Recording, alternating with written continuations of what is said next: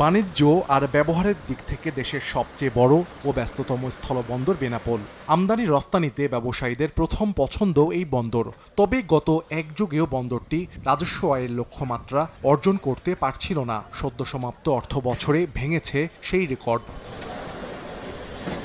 বন্দর কর্তৃপক্ষের তথ্য মতে ২০২৩-২৪ অর্থ বছরের আমদানি পণ্য থেকে জাতীয় রাজস্ব বোর্ডের লক্ষ্যমাত্রা ছিল ৫,৯৪৮ কোটি টাকা। এর বিপরীতে আয় হয়েছে ৬,১৬৫ কোটি টাকা, যা লক্ষ্যমাত্রার চেয়ে ২১৬ কোটি ৫৯ লাখ টাকা বেশি। প্রবৃদ্ধির হার ছিল ৬.৫৩% বেশি। এ সময় এ বন্দর দিয়ে ভারত থেকে আমদানি হয়েছে ১৭,২১,৭৮০ মেট্রিক টন পণ্য।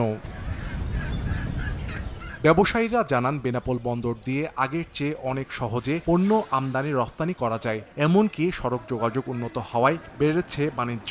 এতে ইতিবাচক প্রভাব পড়েছে রাজস্ব আদায়ে। এখন জন্ম সনদ দিয়ে খোলো বিকাশ স্টুডেন্ট অ্যাকাউন্ট। নিজের বিকাশ নিজে কর।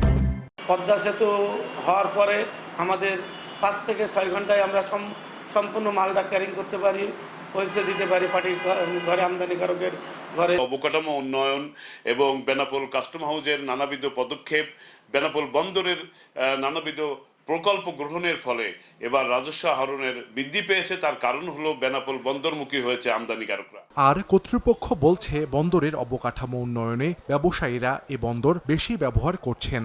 অটোমেশন সফটওয়্যারের মাধ্যমে আমদানিকৃত পণ্যের ওজন, স্বচ্ছতা নিরূপণ সহ বিভিন্ন অবকাঠামো উন্নয়নমূলক কর্মকাণ্ডের যে সুযোগ সুবিধা বৃদ্ধি হয়েছে, সে কারণেই এখানে ব্যবসায়ীরা এই বন্দরকে বেছে নিয়েছে। বেনাপোল কাস্টমস হাউসের তথ্য মতে বিদায়ী অর্থ বছরে সবচেয়ে বেশি রাজস্ব আয় হয়েছে ফেব্রিক্স, পচনশীল দ্রব্য, ইনগড, ট্রাক চেসিস, মোটর পার্টস এবং ইন্ডাস্ট্রিয়াল কাঁচামাল থেকে। সময় সংবাদ, বেনাপোল।